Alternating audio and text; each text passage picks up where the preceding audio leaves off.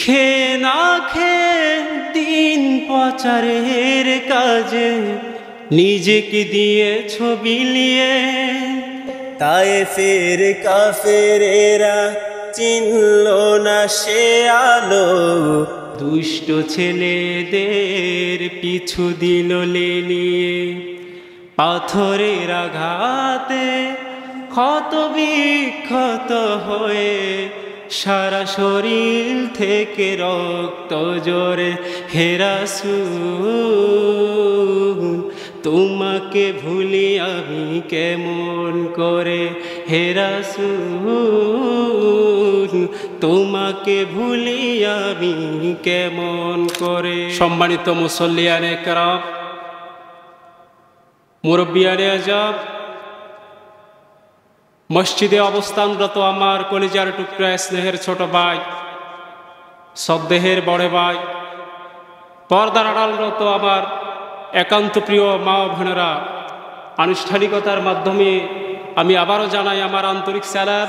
আসসালামু আলাইকুম ওয়া রাহমাতুল্লাহি তাআলা ওয়া বারাকাতুহু। সর্বপ্রথম মহান আল্লাহ রাব্বুল আলামিনের দরবারে লাখো কোটি শুকরিয়া আদায় করছি, যিনি আমাদেরকে জাগতিক সকল কাজকর্ম থেকে উপেক্ষা করে আল্লাহ তাআলার পবিত্র ঘর, পবিত্র মসজিদে আসার বসার প্রথম কাতারের মুসল্লি হওয়ার তৌফিক এনায়েত করেছেন, কোরআন সুন্নাহর আলোকে আলোচনা করার এবং শোনার তৌফিক দান করেছেন। সেই মালিকের দরবারে, সেই মাবুদের দরবারে আমরা সকলে স্বতঃস্ফূর্ত আওয়াজ দিয়ে, মনের আবেগ অনুভূতি দিয়ে সকলে বলি আলহামদুলিল্লাহ। শুকরিয়া যত বেশি আদায় করবেন নিয়ামত বাড়িয়ে দেবে কে? আল্লাহ। শুকরিয়া করার দরকার আছে? সম্মানিত হাজিরিন, আমার আলোচনাটাই এমন, আমি আলোচনা করব, যতক্ষণ এই জায়গায় বসবো ততক্ষণ সবাই আমার সাথে কিছু কিছু প্রশ্নের উত্তর দিতে হবে। দেয়া যাবে? আমার প্রশ্নের কিছু কিছু উত্তর আপনাদেরকে দিতে হবে, তাহলে আমি বুঝতে পারবো যে আমার আলোচনা সঠিকভাবে আপনারা বুঝতেছেন এবং আমার আলোচনার সুরের ক্ষেত্রে আপনাদের সকলের মনোযোগী আছে। লক্ষ কোটি দুরূদ শরীফ, দুরূদে সালাম পাঠ করছি মানবতার কান্ডারি রাহমাতুল আলামিন সাইয়্যিদুল মুরসালিন খাতামুন নাবিয়্যিন আকাইদামদার তাজতার মদিনা জনাব হুজুর পাক সাল্লাল্লাহু আলাইহি ওয়াসাল্লামের উপর আমরা সকলে বলি সাল্লাল্লাহু আলাইহি ওয়াসাল্লাম। আমি সর্বোচ্চ জান্নাত কামনা করছি সেই সমস্ত শহীদ ভাইগণদের উপর যারা কোরআনের কথা বলতে গিয়ে আইয়ামে জাহেলিয়াত থেকে শুরু করে এই পর্যন্ত কোরআনের কথা বলতে গিয়ে কারাবরণ করেছেন, জেলে গিয়েছেন, নির্যাতন নিপীড়ন সহ্য করেছেন। দ্বীনকে প্রতিষ্ঠা করার জন্য যাদের বুকের তাজা রক্ত বিলীন করে দিয়েছেন, আল্লাহ তাআলা যেন ওই সমস্ত শাহাদাত ভাইগণদেরকে জান্নাতের উচ্চ মাকাম দান করে। আমরা সকলে বলি আমিন। ওদের জন্য দোয়া করার দরকার আছে না নাই? যারা নিজের জীবনের পরোয়া করে নাই, আকিমিস সালাতের পরে আকিমুদ্দিন যারা পালন করেছে, আপনি আমি শুধু নামাজ আদায় করছি, কিন্তু ওরা নামাজের সাথে সাথে যে আকিমুদ্দিনের যে দায়িত্ব দিয়েছেন আল্লাহ সুবহানাহু ওয়া তাআলা, সেটাকে যথেষ্ট পরিমাণ সঠিক পরিমাণে আদায় করার কারণে আজ আমি আপনি সবাই এই জায়গায় সমবেত হওয়ার সেই তৌফিক আল্লাহ আমাদেরকে দিয়েছে। তাদের জন্য হৃদয় থেকে দোয়া করতে হবে। তাদের বিরোধিতা করা যাবে? যাবে। তাদের বিরোধিতা করেছিলেন ফিরআউন, আল্লাহ সুবহানাহু ওয়া তাআলা তাদের কি পরিণত করেছেন আপনারা দেখেছেন আপনারা? তাদের বিরোধিতা করেছিল আবু জাহেল, আবু লাহাব, আল্লাহ সুবহানাহু ওয়া তাআলা তাদের কি পরিণত করেছেন? তাদের জন্য মন খুলে হৃদয় খুলে সব সময় দোয়া করতে হবে, আল্লাহ তাআলা যেন তাদেরকে জান্নাতের উচ্চ মাকাম দান করে। আমরা আবারও বলি আমিন। সম্মানিত হাজিরিন, আমার পূর্বে অনেক মেহমান এই জায়গায় আসছে, আল্লাহ তাআলা চেয়েছেন, যার কারণে আজকে আপনাদের মেহমান হিসাবে আমি 2-4টি কথা বলবো, আল্লাহ তাআলা যদি তৌফিক দেয়। সম্মানিত হাজিরিন, আমি নিয়ত করেছি আজকে সূরাতুল লোকমান নিয়ে আলোচনা করা।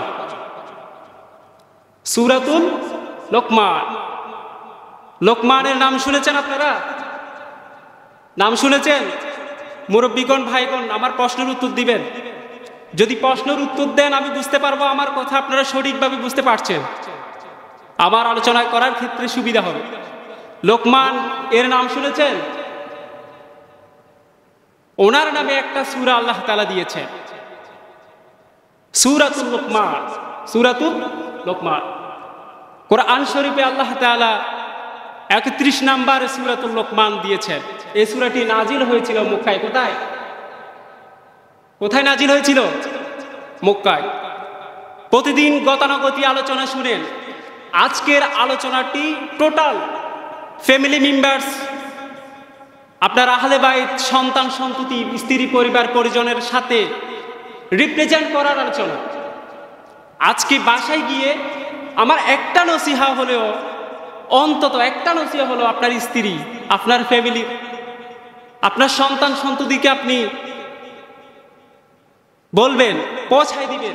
একটা কথা হলো, পারা যাবে? পারা যাবে ভাই? পারা যাবে? ইনশাআল্লাহ। ইনশাআল্লাহ যখন আমরা বলবো, আল্লাহ তাআলা ফেরেশতার মাধ্যমে আমাদেরকে স্মরণ করিয়ে দিবেন। ফেরেশতারা তার কাজটাকে সহজ করে দেয়। কি করে দেয়? সহজ করে দেয়। এবং যেই নিয়তে ইনশাআল্লাহ বলেছেন সেই নিয়ত সাকসেস হয়। কি হয়? সাকসেস হয়।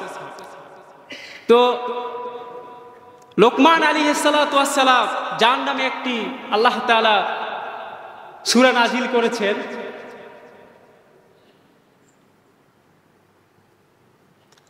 লোকমান আলাইহিস সালাতু ওয়াস সালাম একজন দাসী ছিলেন। কি ছিলেন? কি ছিলেন? দাসী ছিলেন। লাইটগুলো একটু জ্বালিয়ে দেন। লোকমান আলাইহিস সালাতু ওয়াস সালাম কি ছিলেন? একজন দাসী ছিলেন। কোন কোন বর্ণনায় আসছে লোকমান আলাইহিস সালাতু ওয়াস সালাম রাখাল ছিলেন। কি ছিলেন ভাই? রাখাল ছিলেন। কি ছিলেন? এক এক বর্ণনায় এক এক ভাবে আসছে। তবে একাধিক বর্ণনায় আসছে লোকমান আলাইহিস সালাতু ওয়াস সালাম রাখাল ছিলেন এবং দাসী ছিলেন। একজন মনিবের আন্ডারে অনেকগুলো ছাগল, বকরি উনি চড়াইতেন। এই লোকমান আলাইহিস সালাতু ওয়াস সালাম যখন ছাগল, বকরি চড়ানো শেষ করে যখন নিজের বাসায় আসতেন, কোথায় আসতেন? বাসায় আসতেন, তখন সবাই, ওনার এলাকাবাসী যারা আছে, ওনার বাড়ির দিকে সমবেত হতো এবং একত্রিত হয়ে যেত। সংখ্যাগরিষ্ঠ লোক ওনার বাড়ির দিকে বসে থাকতো, একত্রিত থাকতো। কি জন্য? লোকমান আলাইহিস সালাতু ওয়াস সালাম থেকে নাসিহা শোনার জন্য। কি শোনার জন্য? নাসিহা শোনার জন্য।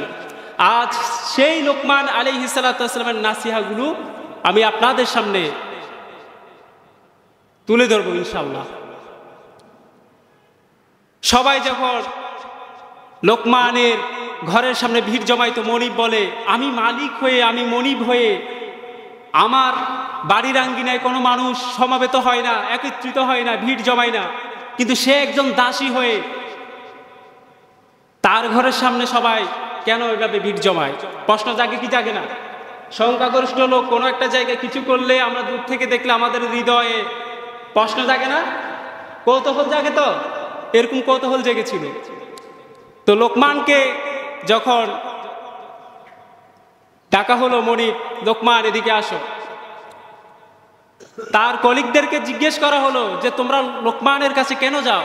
বলে লোকমান এমন নাসিহা করে যে নাসিহাগুলো শুনে আমরা সম্মানিত হই। সুবহানাল্লাহি ওয়া বিহামদিহি। এমন জ্ঞানী, এমন প্রজ্ঞাময় কথা বলে লোকমান, যে কথাগুলো শুনলে মানুষের হৃদয় শীতল হয়ে যায়।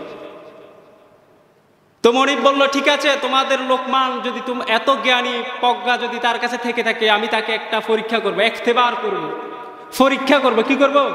পরীক্ষা করব। লোকমানকে যখন ডাকা হলো, লোকমানকে বলা হলো, যাও একটা ছাগল নিয়ে আসো। কি নিয়ে আসো? ছাগল নিয়ে আসো। বলল এই ছাগল থেকে জবাই করে সর্বোৎকৃষ্ট ভালো জিনিসটি আমার জন্য নিয়ে আসবা। দুইটি জিনিস নিয়ে আসবা। কয়টা জিনিস? কয়টা জিনিস? আমি কিন্তু আপনাদেরকে প্রশ্ন করব, আলোচনার মাঝামাঝি অবস্থায় আপনাদের প্রশ্ন করব, আপনারা তাই সুন্দরভাবে আলোচনাটি শুনেন এবং আমার প্রশ্নের উত্তর দিতে আপনাদের সহজ হবে। একটি ছাগল জবাই করতে বলছে, আর বলছে একটি ছাগল থেকে দুটি সর্বোৎকৃষ্ট জিনিস নিয়ে আসার জন্য। লোকমান আলাইহিস সালাম গেলেন, ছাগল জবাই করলেন, দুটি সর্বোৎকৃষ্ট জিনিস নিয়ে আসছে। লিসান, কলব।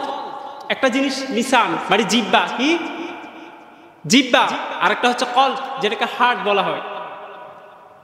এবার বলা হলো, লোকমান তুমি আবার যাও, আরেকটি ছাগল জবাই করে নিয়ে আসো, যে ছাগল থেকে তুমি সর্বনিকৃষ্ট দুটি জিনিস নিয়ে আসবা। কয়টা জিনিস? দুটা জিনিস। লোকমান আলাইহিস সালাম যখন মনিবের কথা শুনে ছাগল জবাই দিলেন, অতঃপর ছাগলের সর্বনিকৃষ্ট দুটি জিনিস নিয়ে আসলেন। মনিব হাসলেন, বললেন, ইয়া লোকমান, সর্বোৎকৃষ্ট দুটি জিনিস নিয়ে আসতে বলছি, তুমি লিসান আর কলব নিয়ে আসছো, আবার সর্বনিকৃষ্ট দুটি জিনিস নিয়ে আসার জন্য বলছি, তুমি আবার একই জিনিস কেন নিয়ে আসছো? তুমি কি পাগল হয়ে গেছো নাকি? তুমি কি পাগল হয়ে গেছো? আসলে কি লোকমান আলাইহিস সালাম পাগল হয়ে গেছেন? লোকমান বলল, হে আমার মনিব, আমি দুটি জিনিস নিয়ে আসছি, এক হলো লিসান আর এক হলো কলব। এই লিসান দ্বারা, এই জিহ্বা দ্বারা মানুষ মানুষকে খুন করার হুমকি দেয়, মানুষ মানুষকে ঘৃণা পোষণ করে, মানুষ মানুষকে কটু কথা বলে গালাগালিজ করে, গীবত করে, শেকায়াত করে, তহমত দেয়। এই জিহ্বা দ্বারা পক্ষান্তরে এই জিহ্বা দ্বারা মানুষ কুরআন তেলাওয়াত করে, আল্লাহর সুন্দর সুন্দর সিফত গুণ গান গায়, আল্লাহ তাআলার জিকির করে, ফিকির করে এই জিহ্বা দ্বারা। আবার অনুরূপভাবে এই কলব দ্বারা মানুষের ভালো জিনিস প্রত্যাশা করে, মানুষের জন্য ভালো কিছু চাই। আবার এই কলব দ্বারা পক্ষান্তরে মানুষের খারাপ কিছু চাই, মানুষকে হত্যা করার মতো মনোবাসনা তৈরি হয়। হয় কি হয় না? তাহলে প্রথম যে ছাগলটি জবাই করতে বলছে, দুটি জিনিস নিয়ে আসছে, এক নাম্বার হচ্ছে লিসান, দুই নাম্বার হচ্ছে কলব। পক্ষান্তরে আরেকটি ছাগল জবাই করার জন্য বলছে, জবাই করার পর সর্বনিকৃষ্ট দুটি জিনিস, সেই জিনিসটিও হলো লিসান আর কলব। কথা বোঝা যায়? কথা বোঝা যায়?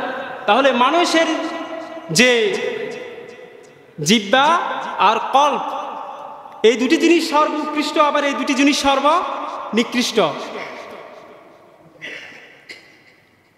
এই দুটি জিনিস সর্বোৎকৃষ্ট, আবার এই দুটি জিনিস সর্বনিকৃষ্ট।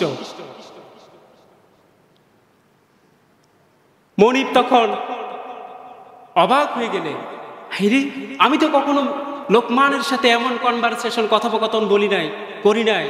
লোকমানের কাছে এত হিকমত আল্লাহ দিয়েছেন।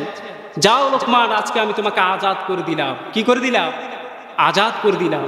তুমি গণমানুষের মাঝে, মানুষের মাঝে, সমাজের মাঝে আলোর নূর ছড়িয়ে দেবে, ইসলামের ব্যাপক প্রচার প্রসারণ চালিয়ে যাবে। তোমাকে আমি আজ আজাদ করে দিলাম, মুক্ত করে দিলাম। তোমাকে আজ আমি আজাদ করে দিলাম।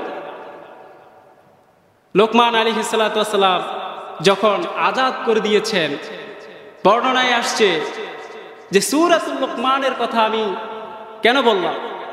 এই সূরাতুল লোকমানে আল্লাহ তাআলা লোকমানের যে হেকমা কথাগুলো, যে প্রজ্ঞাময় কথাগুলো বলে গিয়েছেন 3000 বছর আগে। কয় হাজার বছর আগে? 3000 বছর আগে উনি ওনার সন্তানকে বলে গিয়েছেন। কাকে বলে গিয়েছেন? ওনার সন্তানকে। কিন্তু বর্তমান মডার্ন টাইমের প্রাসঙ্গিক যে আয়াতগুলো, যে কোরআনের ব্যাখ্যাগুলো, আল্লাহ তাআলা লোকমানের সেই কথাগুলো আয়াতের মধ্যে তুলে ধরেছেন। সুবহানাল্লাহি ওয়া বিহামদিহি। লোকমানের সেই সন্তানকে যে নাসিহাগুলো করেছেন, কি করেছেন? নাসিহা করেছেন, আদেশ দিয়েছেন। আমরা আমাদের সন্তানকে অ্যাডভাইস করি কি করি না? অ্যাডভাইস করি। আমাদের সন্তানকে আমরা আদেশ দিই না, ভাই সন্তান তুমি এটা করো না, এই কলেজের টুকরা সন্তান, এটা করো না, এটা করো না, এটা করিও না, স্কুলে যাও, কলেজে যাও, বলি তো? অ্যাডভাইস করি না? লোকমান আলাইহিস সালাম ওনার সন্তানকে অ্যাডভাইস করেছে। আল্লাহর কাছে ওনার অ্যাডভাইসগুলো, ওনার কথাগুলো অ্যাকসেপ্টেড লেগেছে, অ্যাকসেপ্টেড হয়েছে, গ্রহণযোগ্যতা পেয়েছে, আল্লাহ তাআলা কোরআনে সেগুলো বর্ণনা করেছেন, যাতে করে পৃথিবীতে যতগুলো অনাগত সন্তান দুনিয়াতে আসবে, সকল অনাগত সন্তানের পিতা তার সন্তানদেরকে নাসিহা করে, তার সন্তানকে নাসিহা করে। তেমনি লোকমান আলাইহিস সালাম ওনার সন্তানকে বলেছেন, হে আমার সন্তান, ইয়া বুনাইয়া, যারা মাদ্রাসায় পড়েন তারা বুঝবেন, ইয়া বুনাইয়া শব্দ দ্বারা এত সুন্দরভাবে বুঝিয়েছেন, হে আমার প্রিয়তমা ছেলে, হে আমার প্রিয় ছেলে, হে আমার সন্তান, হে আমার কলিজার টুকরা সন্তান, লা তুশরিক বিল্লাহ, লা তুশরিক বিল্লাহ, ইন্নাশ শিরকা লাযুলমুন আযীম। প্রথম নাম্বার নাসিহা। কত নাম্বার নাসিহা? কত নাম্বার নাসিহা? প্রথম নাম্বার নাসিহা। লোকমানের যে নাসিহা ছিল তার ভিতরে একটি হচ্ছে লা তুশরিক বিল্লাহ, আল্লাহর সাথে শিরিক করো না। ইন্নাশ শিরকা লাযুলমুন আযীম, নিশ্চয় শিরিক বড় জুলুম, নিশ্চয় বড় শিরিক বড় জুলুম। হাদিস শরীফে আসছে, আন তাহবাতা আমালুকুম ওয়া আনতুম লা তাশউরুন। কিয়ামতের ময়দানে আমরা অনেকে দেখব যারা তাহাজ্জুদ গুজার ছিলেন, 5 ওয়াক্ত সালাত জামাতের সাথে আদায় করেছেন, মসজিদে সবার আগে আগে আসছেন, সুন্নত আদায় করেছেন, কোরআন তেলাওয়াত করেছেন, কিন্তু কিয়ামতের ময়দানে, হাসরের ময়দানে তার আমলের চারটা খালি। তার আমলের চারটা কি? খালি। কেন খালি? প্রশ্ন আসে কি আসে না? প্রশ্ন আসে কেন খালি? কারণ যে ইবাদতের মধ্যে শিরিক থাকবে না, যে ইবাদতের মধ্যে শিরিক থাকবে না, অংশীদার স্থাপন থাকবে না, আল্লাহর সাথে কাউকে তুলনা করা হবে না, কম্পেয়ার করা হবে না, ওই ইবাদত আল্লাহর কাছে গ্রহণযোগ্যতা বেশি। আর যে ইবাদতের সাথে শিরিকের সম্পৃক্ততা আছে সেই ইবাদত আল্লাহর কাছে কি নয়? গ্রহণযোগ্যতা নয়। তার আমল করার পরও কিয়ামতের ময়দানে, হাসরের ময়দানে সে দেখবে তার আমলনামা খালি। নাউযুবিল্লাহি মিন যালিক। আল্লাহ তাআলা আমাদের শিরিকের মতো খারাপ গুনাহ থেকে বিরত থাকার সেই তৌফিক দান করে, আমরা সকলে বলি আমিন। সম্মানিত হাজিরিন, আল্লাহ তাআলা বলেছেন, হে আমার মানব জাতি, হে আমার বান্দা, কিয়ামতের ময়দানে যখন তুমি হাজার পাপের ভার নিয়ে উঠবা, যে তোমার আমলনামার মধ্যে চুরি আছে, ডাকাতি আছে, খুন খারাপি আছে, সব কিছু আছে, মানুষের জন্য খারাপ কিছু প্রত্যাশা করেছো, মানুষের জন্য খারাপ কিছু চেয়েছো, রাতভর গুনাহ করেছো, গুনার মধ্যে লিপ্ত ছিলা, আমি আল্লাহ তাআলা চাইলে বান্দা হিসেবে তোমাকে মাফ করে দিতে পারি। আল্লাহ তাআলা সেই দিন মাফ করে দিবেন, সকল গুনাহ ক্ষমা করে দিবেন, কিন্তু ইল্লা ওয়াহিদা, একটা গুনাহ ক্ষমা করবেন না আল্লাহ তাআলা। কয়টা গুনাহ ক্ষমা করবেন না? আলোচনা বোঝা যায়? আমার মনে হচ্ছে আপনারা আমার আলোচনা বুঝতেছেন না। যদি আমার আলোচনা বুঝেন তাহলে একটু হলেও কথা বলবেন।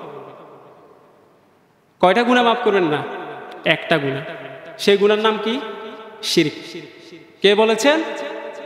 লোকমান তার সন্তানকে নাসিহা করেছেন, আর আল্লাহর কাছে এই নাসিহা এত বেশি গুরুত্ব পেয়েছেন, আল্লাহ তাআলা কোরআনে কোট করে দিয়েছেন, সুবহানাল্লাহি ওয়া বিহামদিহি,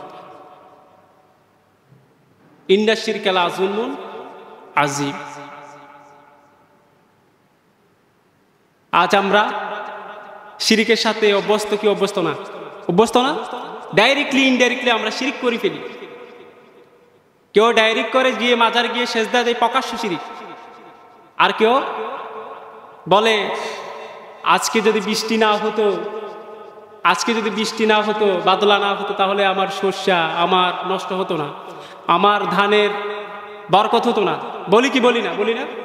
ভাই শিরক করেছেন আপনি, তওবা করেন। ইল্লা তওবা, আল্লাহ যদি চায় আপনি তওবা করেন, আল্লাহ হয়তো মাফ করতে পারে।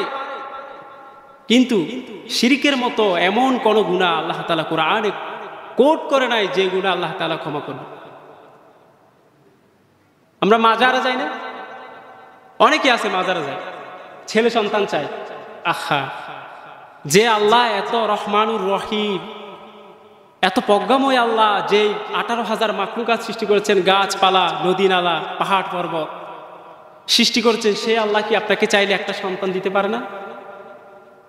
আল্লাহ তাআলা কাউকে কখনো কন্যা সন্তান দান করে, কখনো পুত্র সন্তান দান করে, কখনো কাউকে পুত্র সন্তান কন্যা সন্তান দুটি দান করে, আবার কখনো কাউকে কোনোটাই দেন না। দেয়ার মালিককে, দেয়ার মালিককে ভাই আল্লাহ। পৃথিবীতে একজন স্রষ্টার সৃষ্টি হয়ে কাউকে কখনো কিছু দিতে পেরেছে? পেরেছে? কিয়ামত পর্যন্ত পশ্চিম কালও পারা যাবে না। আর এই সমস্ত প্রকাশ্য শিরিক যদি আপনারা যদি দেখেন, কখনো সমাজে, রাষ্ট্রে, পরিবারে সাথে সাথে পদক্ষেপ নেবেন। কারণ কেন? আল্লাহ তাআলা বলতেছেন ইন কুনতুম, আল্লাহ তাআলা বলছেন কুনতুম খায়রা উম্মতি উখরিজাত লিন-নাস তা'মুরুনা বিল মা'রুফ ওয়া তানহাউনা আনিল মুনকার। এই আয়াত শুনেছেন কখনো? এর আয়াতের এক্সপ্লেনেশন শুনেছেন? ব্যাখ্যা শুনেছেন? আল্লাহ তাআলা বলছেন সমাজের মধ্যে যদি কোনো একটা অপরাধ, বড় অপরাধ দেখো, তোমার নৈতিক দায়িত্ব তোমার উপর ফরজ হয়ে গেছে ওইখানে গিয়ে বাধা দেওয়া। যারা প্রকাশ্য শিরিক করে, প্রকাশ্য গুনাহ করে, তাদেরকে বাধা দেওয়ার আপনার আমার দায়িত্ব, আমাদের রেসপন্সিবিলিটি, আমাদের দায়িত্ব।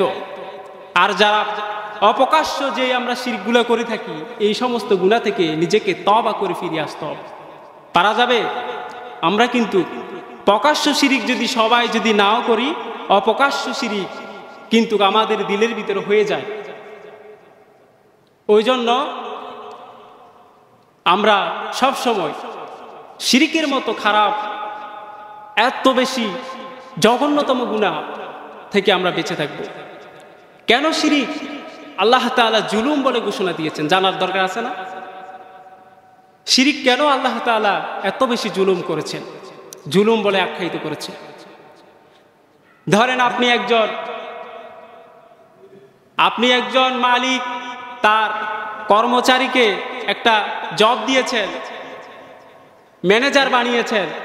আপনার কর্মচারী, আপনার ম্যানেজার যদি আপনার বিজনেসে যদি এমন কিছু ভালো করে থাকে, আপনার বিজনেসে যদি ওর সুদক্ষ পরিচালনা করার ক্ষেত্রে যদি ওর ব্যবসায় যদি লাভ্যাংশ হয়, তাহলে মালিক তার প্রতি খুশি হয় না?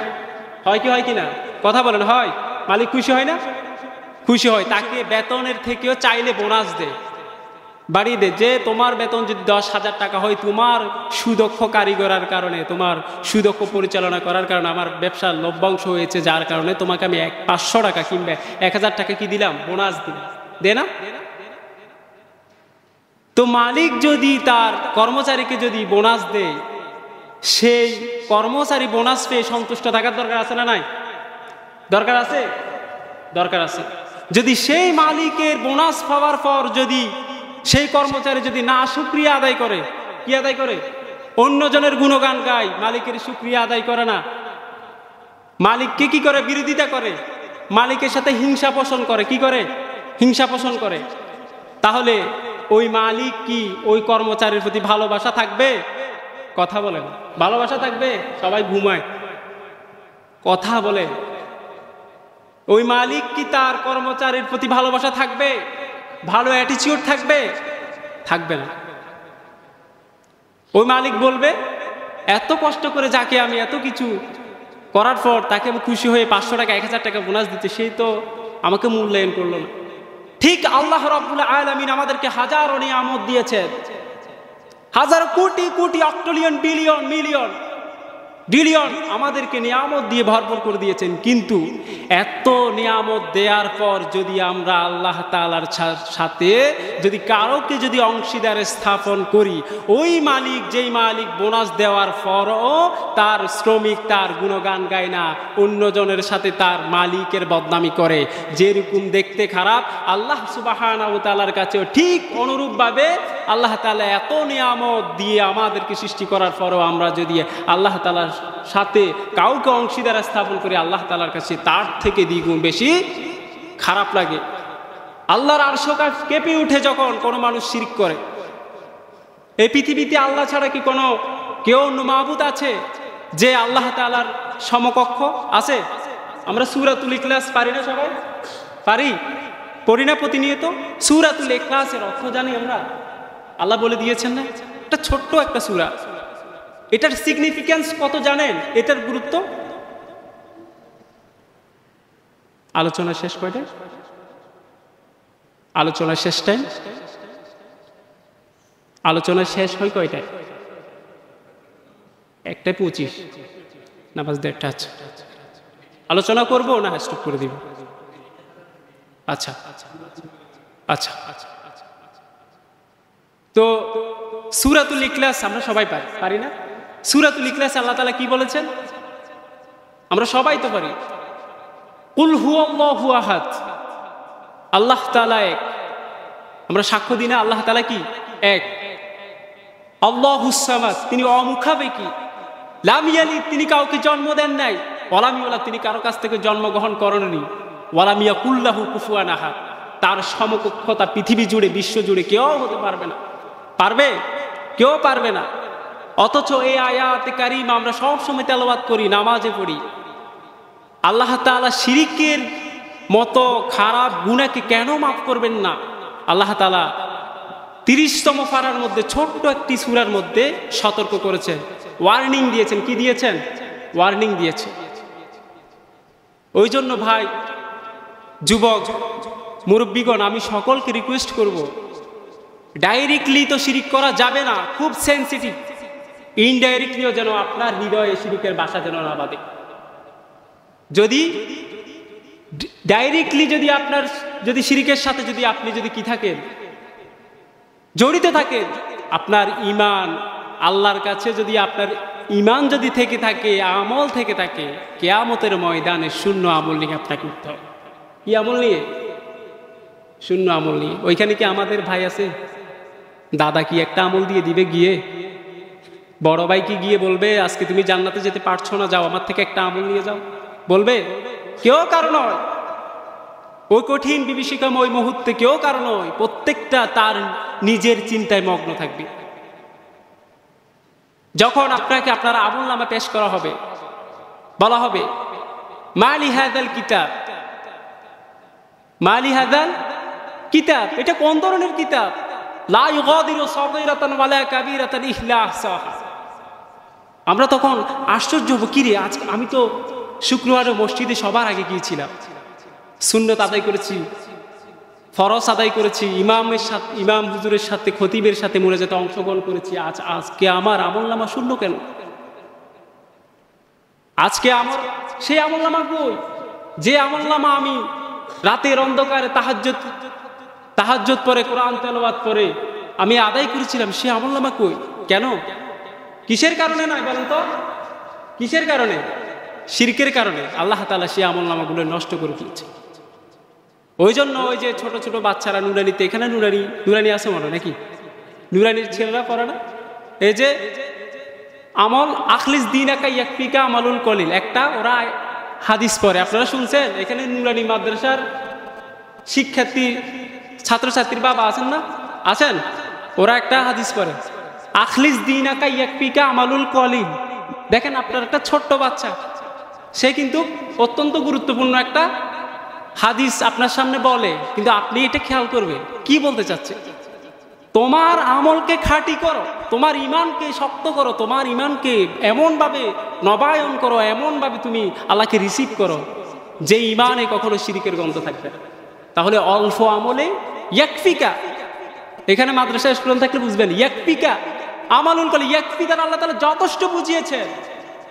অল্প আমলে তুমি সেদিন যারা এত ফরজগার, এত হাজি গাজী থাকা পরেও তারা জান্নাতে যাইতে পারবেন না, অথচ আপনি ছোট্ট ছোট আমল করার পরেও আপনি সবার আগে জান্নাতে। কোথায়? জান্নাতে।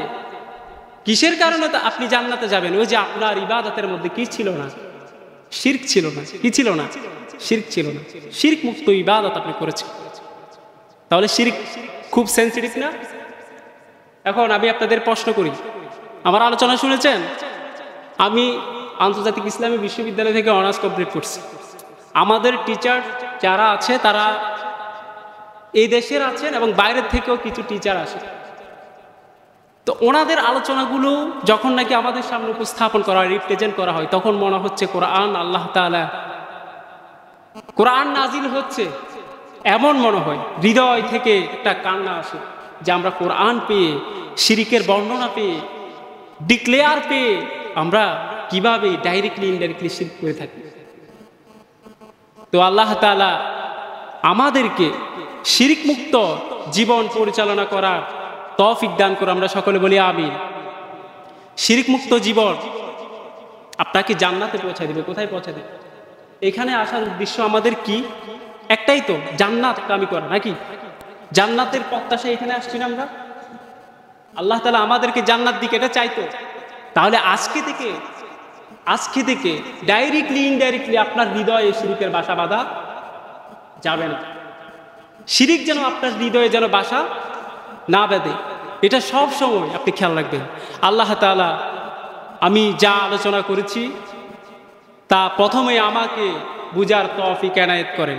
আসলে লম্বা আলোচনা, আমি মাত্র লোকমান আলাইহিস সালাতু ওয়াস সালামের 1 নাম্বার নাসিহা যেটা তার সন্তানকে সে করেছিলেন, এবং সেই নাসিহাটা আল্লাহ তাআলা কোরআনে কোট করেছেন যাতে করে পৃথিবীতে অনাগত যত সন্তান, যারা নব দাম্পত্য যারা বিয়ে করেছেন, যাদের ঘর থেকে যত সন্তান আসবে এবং যাদের সন্তান সন্ততি রয়েছেন, নাতি নাতকুর রয়েছেন, সবাই যেন তার নাতিকে, তার সন্তানকে যেন এই নাসিহাটা করেন। ওই জন্য আল্লাহ তাআলা এটা বর্ণনা করে দিয়েছে। করা যাবে? আজকে ঘরের মধ্যে গিয়ে আমাদের স্ত্রী, পরিবার, পরিজন, সন্তানকে গিয়ে বলতে পারবো যে ইন্না শিরকা লাযুলমুন আযীম, সন্তান তুমি শিরিক করো না আল্লাহর সাথে, কারণ ইন্না শিরকা লাযুলমুন আযীম। করতে পারবো? কে কে করতে পারবো? একটা হাত তুলে দেখান। কে কে করতে পারবো? আমরা একটু হাত তুলে দেখাই। কে কে করতে পারবো? সবাই পারবো ইনশাআল্লাহ, হাত নামান। আল্লাহ তাআলা আমাদের সকলকে কবুল করুক এবং শিরক মুক্ত জীবন পরিচালনা করার সেই তৌফিক দান করুন। ওয়া আখনা দাওয়াল হামদুলিল্লাহি রাব্বিল আলামিন ওয়া মা তাওফীকি ইল্লা বিল্লাহ।